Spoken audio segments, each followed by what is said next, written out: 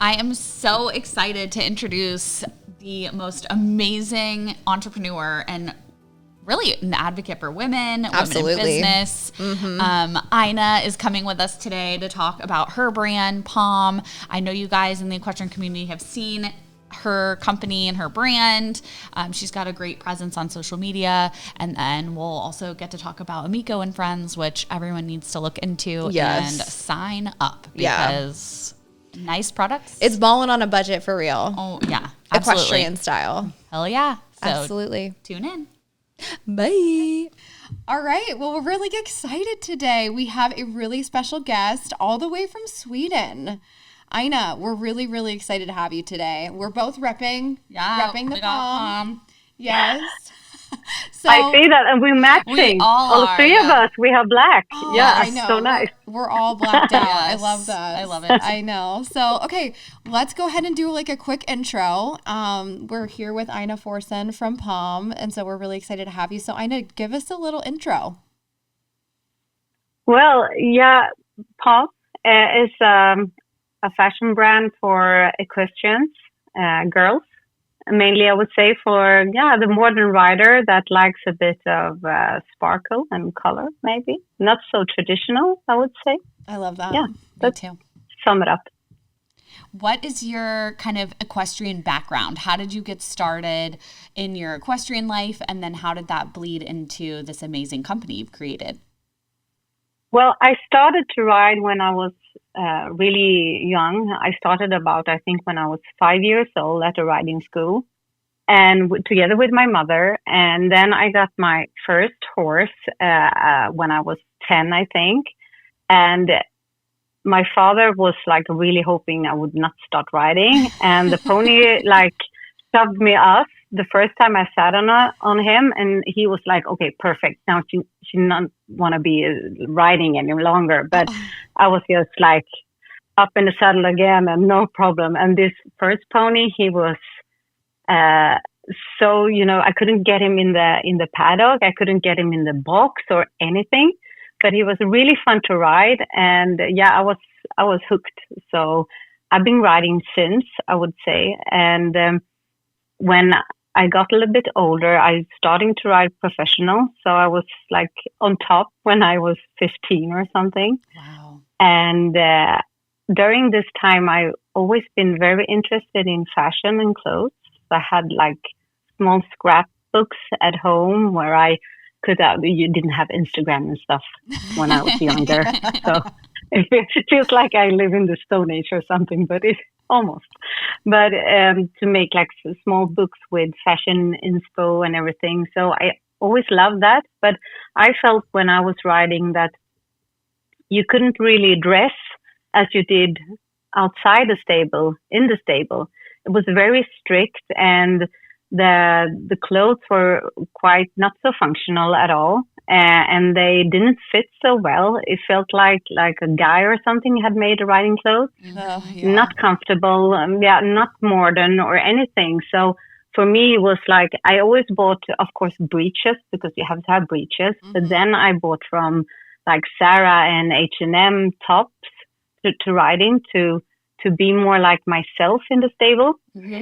So I always had like a small dream that someday I would do my own equestrian brand. But as you know, it's not just to start a business because you like clothes and horses. You have to have it. You have to have everything. It's not so easy. So I just had it like a little dream, and I did a lot of other stuff during the years. But when I turned, I think, 30, I sold my company that I was in at the moment. And a childhood friend, he just reached out and said, I want to do something on my own. And I have searched the market, and the equestrian brand is still so much behind. And you love horses, and you know everything about horses. Shouldn't we start like an equestrian brand? And I was, yes, of course, we should do. So, we did it. And we took along another friend of us called Jonas. And us three, we started POMME 5 years ago now. So, Okay, wow. I mean, and it's crazy because, you know, I'm in the marketing space. Alexis is in the space of wearing clothes and being a horse girl.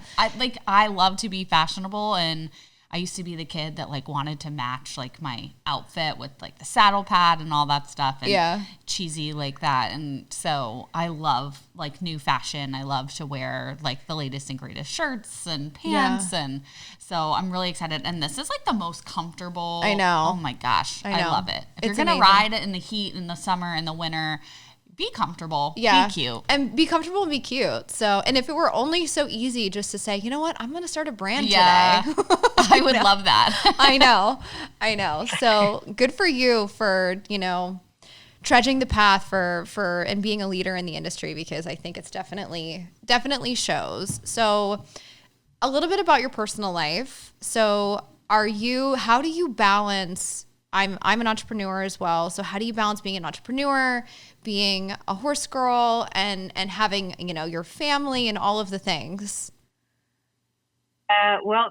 It's not easy, of course. I was expecting my first child when we launched POMME. So I was like so pregnant when we did our first photo shoot.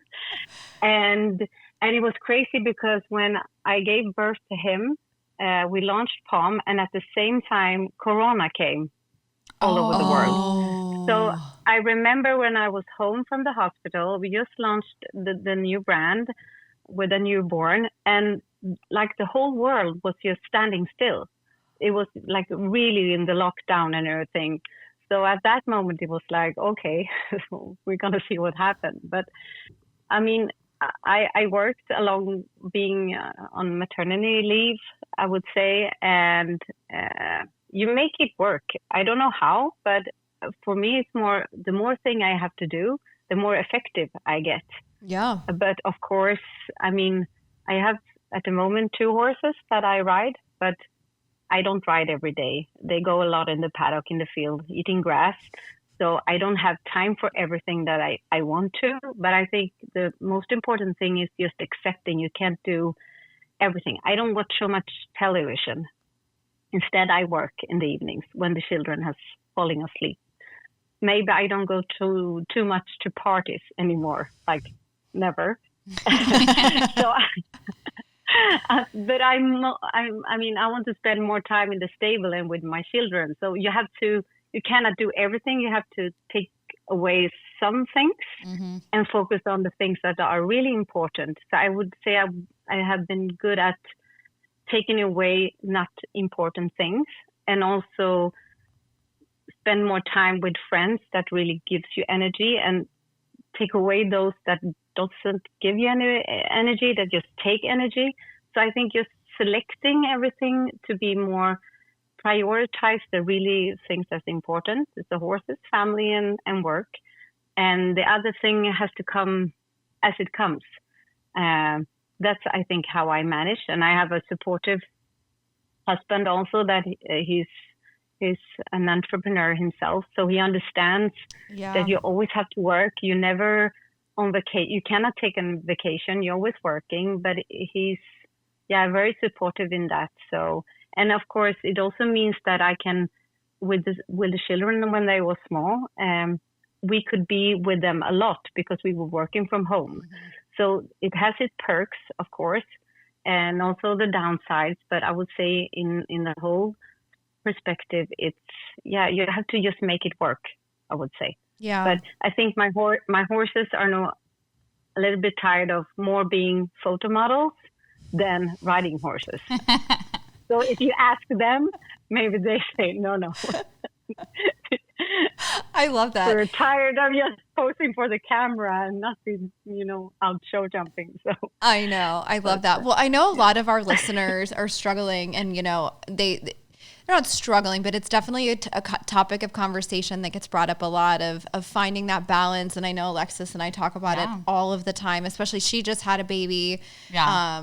So it's hard. And so a lot of what you were saying, I can directly relate to. I have 2 horses, and unfortunately, I think that they would feel the same. I don't know if they're happy or sad about it. Like you say, like they're kind of in the pasture enjoying their lives. And when I get out there, I can get out there and ride. And, you know, while my son is young, I just want to experience being his mom. And I think it's huge. And for everybody out there, like find the people that are your champions and who are positive energy for you. And that's huge. I love that you said that, because it's something that I need to hear as well, is like having people that understand kind of what you're going through and, you know, how hard life can be sometimes to balance everything, and people who are still there for you, even if you haven't talked to them in a while, because they know the kind of energy that you need and they know what you're going through. So I love that. It's huge. Yeah.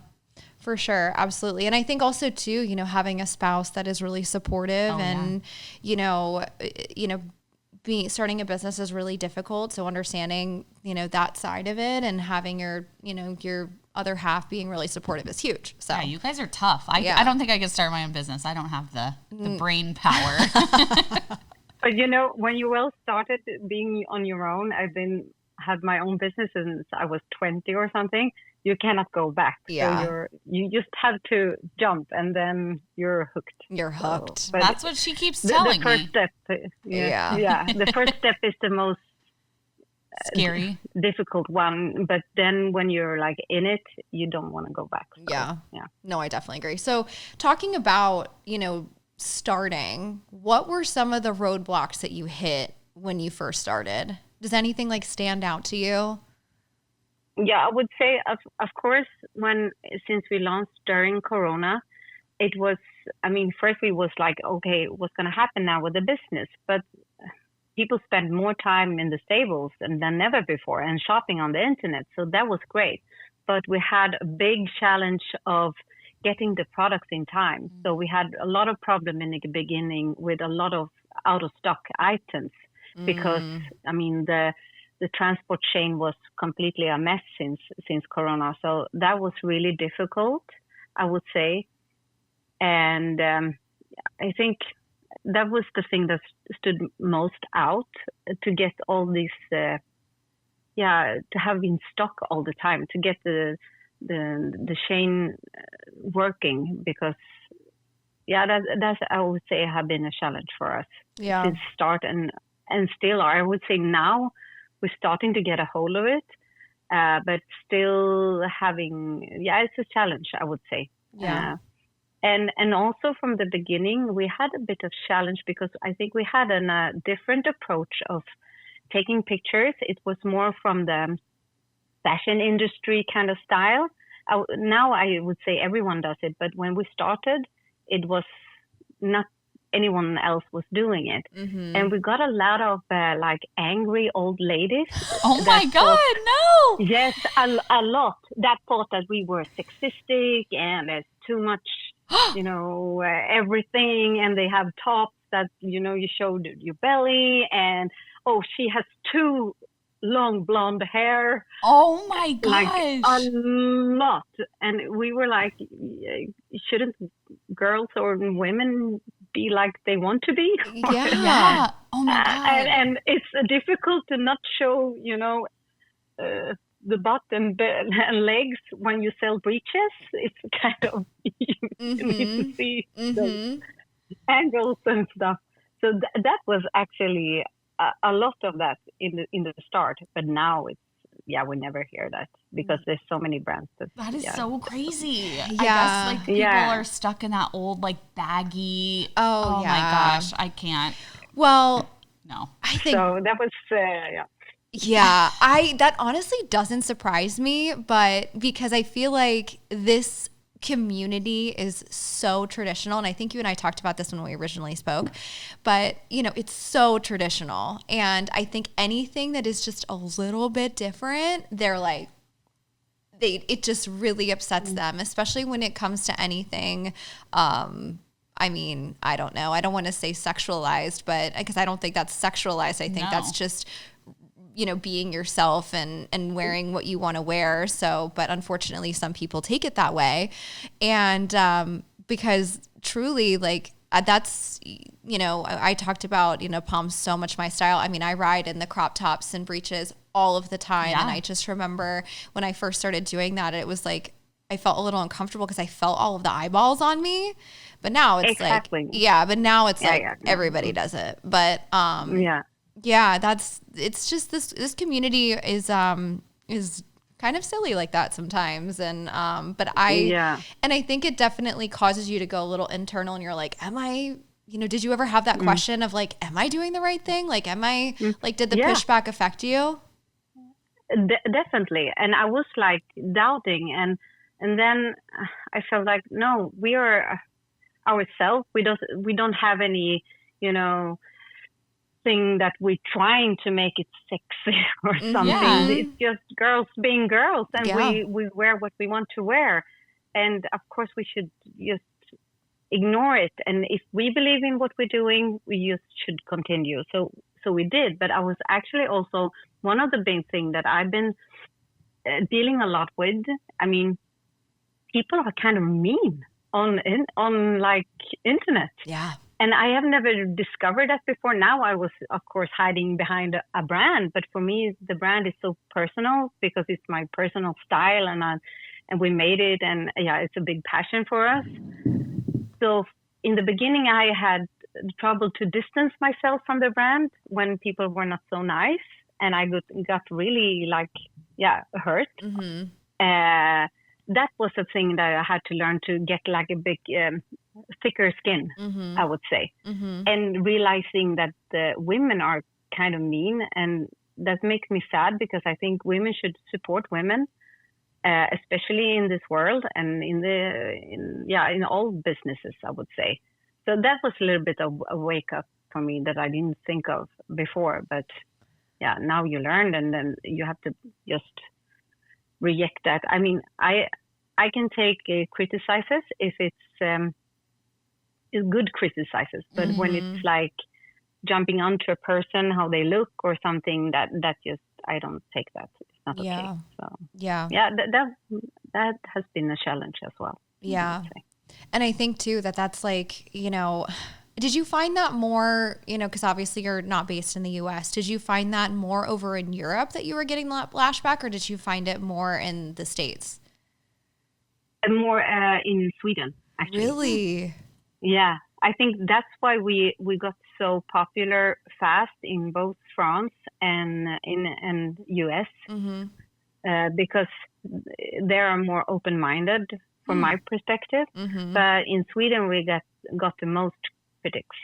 Definitely. Really? Wow. It was hardest definitely. Because Sweden's more traditional, like in the equestrian world traditionally, or? I don't know, actually. Maybe it's because we have so much cold weather, so people get mean.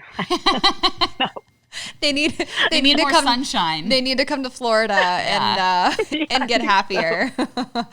That's so interesting. And it's too much darkness. Yeah, too much darkness. But I do think that, if you ever, need us to come over and be an assistant, we're definitely willing to travel. I'll book a flight and make the visit. So no problem. But I do find that interesting that, it's women supporting women has been such a message that's been carried on throughout, the past couple years. And I don't even know if it's really necessarily if it's just these words that are so vapid and they don't really mean anything, because when it comes down to it, you have these women on the internet that just get so mean and so nasty. And we've talked about bullying a lot before. They're just hiding behind a screen. So I think it's become easier to be kind of aggressive on the internet, and to new companies, to new riding styles, to just really anything. It's easy to hide behind the screen. And for some reason, the horse world can just get really combative, and I don't know why, but it's just a lot of passion there, I think. I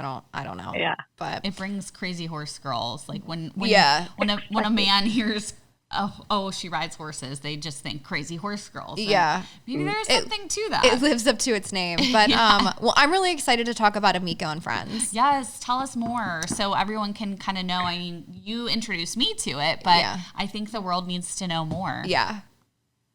Yeah, well, since we had POMME, I mean, it had been a super journey, and it's going really well for us, and we're so happy about that. But it was something always like itching a bit, because it's so much driven by campaigns, Black Friday, sales, and everything. And at the beginning we said, yeah, we don't want to do that, but all our competitors did it. Mm-hmm. So we couldn't like be standing out.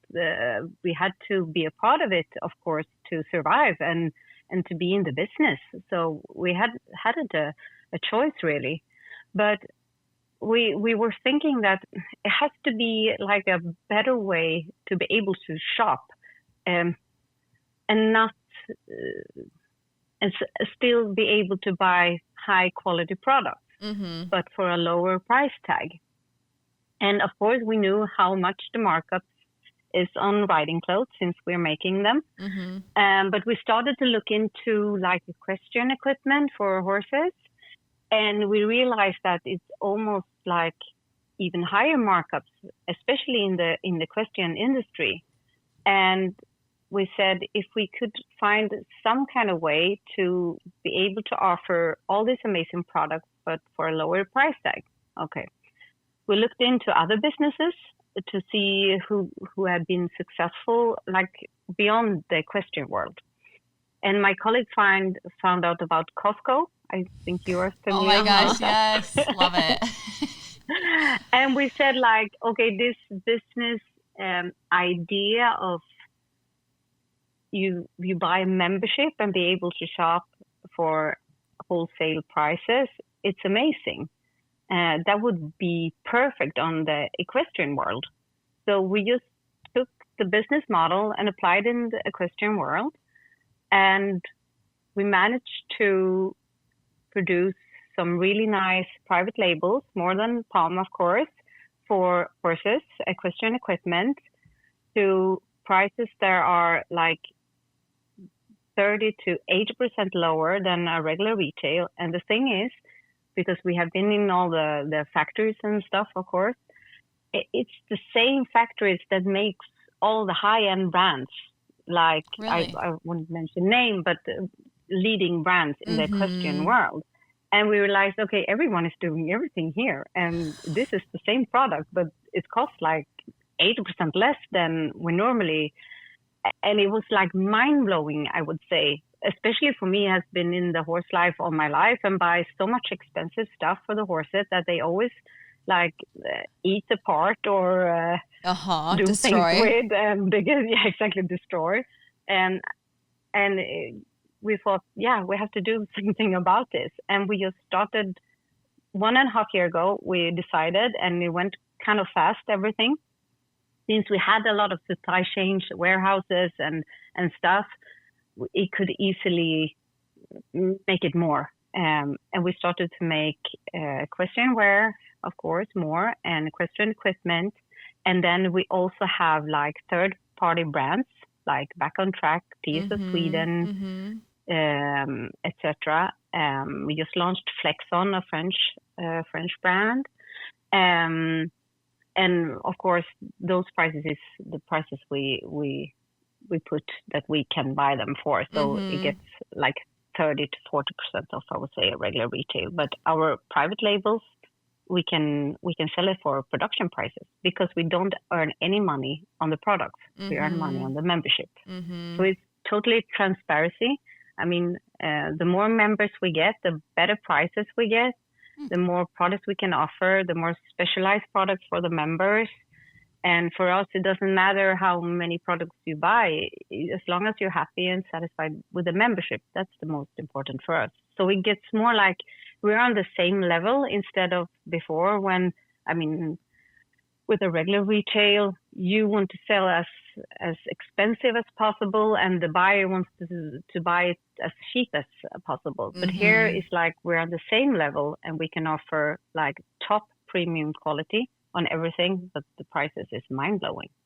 So and we want to expand it to make more like with the insurance company and make it more than just a retail, I would say, because it's not a retailer, it's more like a membership.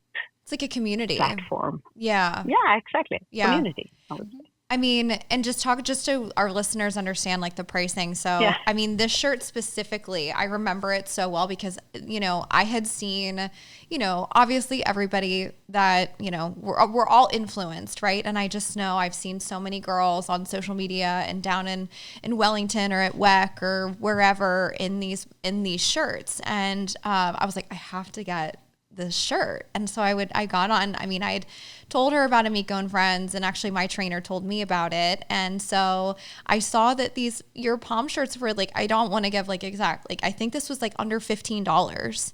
And yeah, I was like, so I bought like 4 of them. Yeah, you do that because it's so cheap. So cheap. And for us, it's because there's many brands, it's like, oh, but then you explore the price tag on the products and what do that do to the brand, etc. We're so confident in our brand. It's not our brand. It's POMME is a great brand, not because of the high price tag, because of the clothes and the aesthetic and the brand. We doesn't have to rely on, oh, it's so expensive. That's why it's a fancy brand. Yeah, it's the products that are the most important things. Mm-hmm. So I think if you're confident enough, it doesn't matter what the price tag is. I mean, it's more for us, just we're so happy that we can offer maybe our clothes to more people that couldn't afford them before. Mm-hmm. I mean, we had to have this markup model on the D2C business because otherwise it doesn't add up. Mm-hmm. But this allows us to give these prices because of the membership. And I mean, €6 a month is like 2 lattes on a fancy cafe every month. It's nothing. Mm-hmm. Yeah. So you're really, really saving money to be able to instead put them on riding lessons or a nice vacation or something. It makes more people connect to, I think, the equestrian world instead of just feeling robbed every time. Yeah, that's so true. Mean, yeah. Robbed is the perfect word because that's genuinely how you feel. Yeah. And I think that's, you know, that's why I think it's so interesting that a lot of people, I've seen so many influencers talk about like dupes and cheaper options and cheaper ways to get the same look. And it's so nice to actually, these aren't dupes. These are actually the real brand. Yeah, the true brand that are affordable. And that's such a smart business move. You're the only company, I think, that has done that. Yeah. Oh, for sure. And it is by far a great business plan. Yeah. And I mean, I find myself just scrolling through Amiko and Friends, just like I'll be just bored and I'm like, what can I buy? And you know, when you're looking at stuff that compared to other brands where you're looking at breeches that are $300 or you're looking at other things, shirts that are $160, you're like, you know, it's insane. So it feels like you can have that same experience of having really nice things and looking and feeling confident in, you know, when you're riding and when you're at the barn and when you're with your friends and not feeling like, oh my gosh, I can't like wear these breeches anywhere because they were like, you know, a quarter of my mortgage or something, you know, so, and I think that's, again, I just sing your praises about that because it's brilliant. It truly is. It's pretty awesome that, you know, you guys have pulled that together and it's been so successful and I'm so happy for you. I think that's amazing. But I'm a marketing girl. So you know, obviously that's how I found you because I've been so impressed by your marketing and I just want to talk about it. I want to talk about kind of your aesthetic, your inspiration, you know, how you, like we talked about a little bit earlier in the episode about how you got, you know, some lashback and some unkind words, but you know, here you are now. And so obviously your marketing has done its job and your creativity and all of that. So kind of talk to us about how that looked from the beginning to now and how your marketing has transformed and just the overall inspiration. But I would say from the start, I for POMME, mostly I went from myself, what I liked, what I wanted in the market, and just went from there. That was my inspiration from the start. And of course, been riding every day, you get inspiration from the horses and you are like in it, I would say. And after hand, we're of course listening to our customers, what they want, and trying to of course take that inspo with us as well, but always stay true to ourselves. But I think because I think you have to have like a red line. You cannot be, if you're gonna listen to everyone, it's gonna be wow. Oh yeah. But so I think we just the brand POMME has been like growing with me, I would say.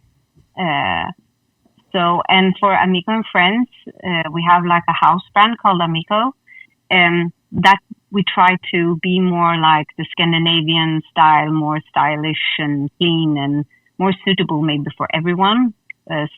But POMME is more like an expression of my style, I would say. Mm-hmm. And the marketing has been, I mean, I think we're something that doesn't look like everything else. So a lot of equestrian girls are still very keen on finding things that doesn't look the same. Mm-hmm. There are so much equestrian brands, but there's so many equestrian brands that look the same. So I think it's still a big hole in the business, and people are like eager to find things that standing out. So it's been kind of people, I mean, okay, we talked about the mean girls, but it's been a lot of nice girls, mm-hmm. I would say mostly, that have been very supporting and loving the clothes.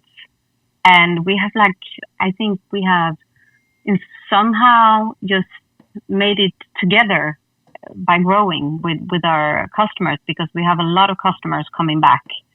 So we take a lot of notes when they come with feedback, because you can always improve yourself.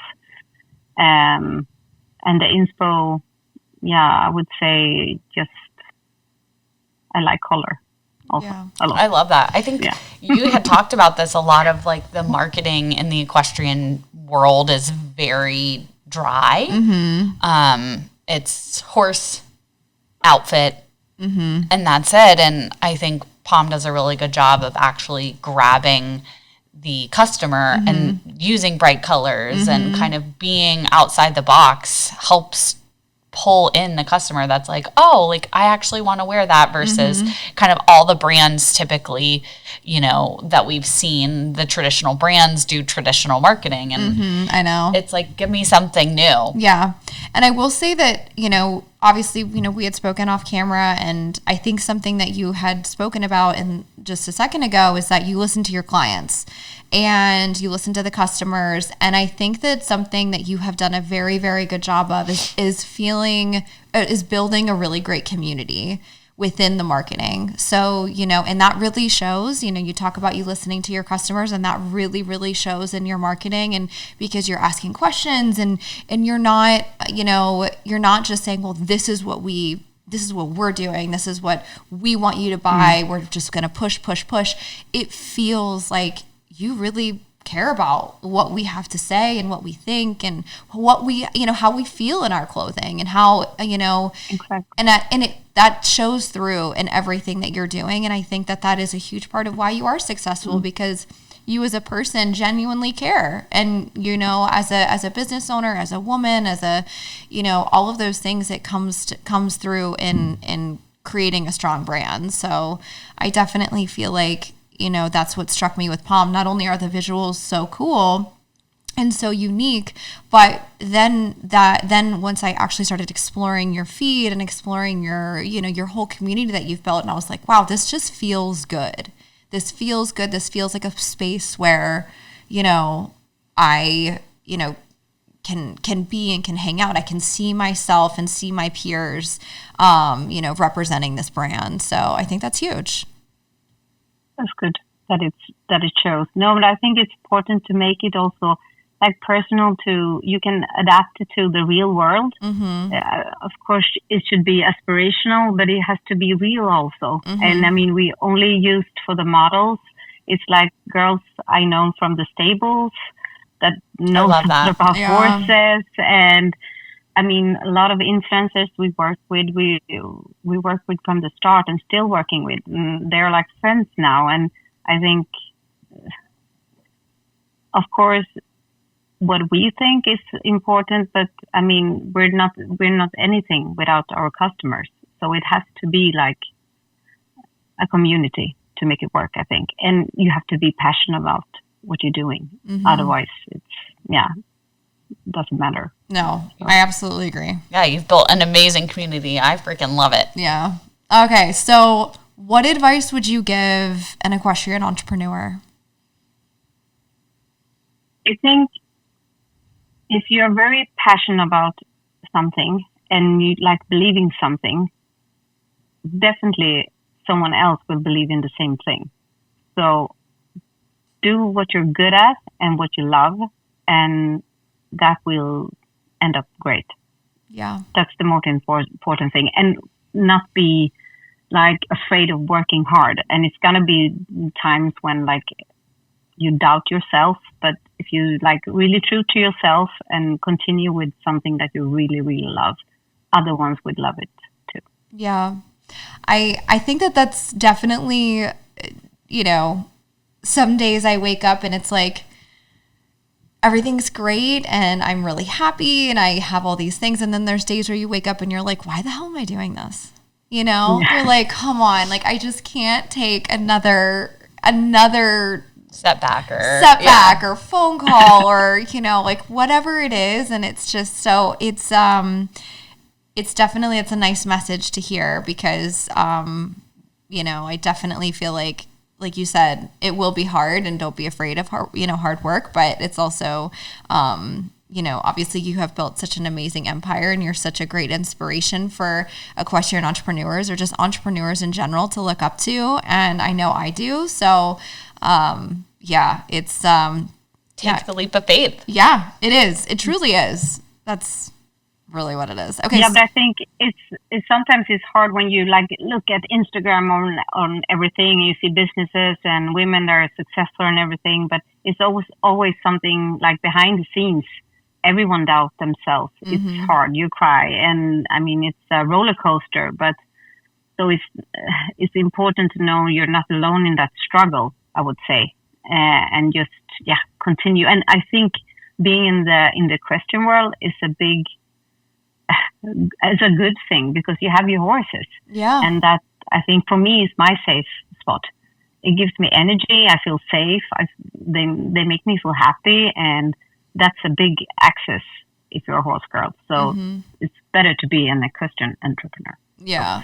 I agree. And it's like, it's so funny because today I was on my way here and packing all the things up and I was like, you know, I have a lesson this afternoon and I was like, well, I just have so much going on. Like maybe I should just cancel my lesson. And I'm like, no, that's the whole reason why you're doing this. It's like, you know, it's so nice to have that drive and that, you know, that's really the main goal is that I want to be able to ride. I want to be able to show. I want to be able to just afford them in general.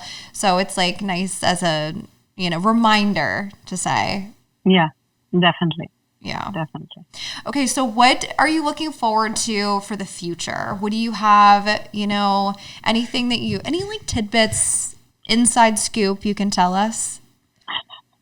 No, but I think just developing POMME even more. And for us, we are at the stage now with POMME that I want to do something.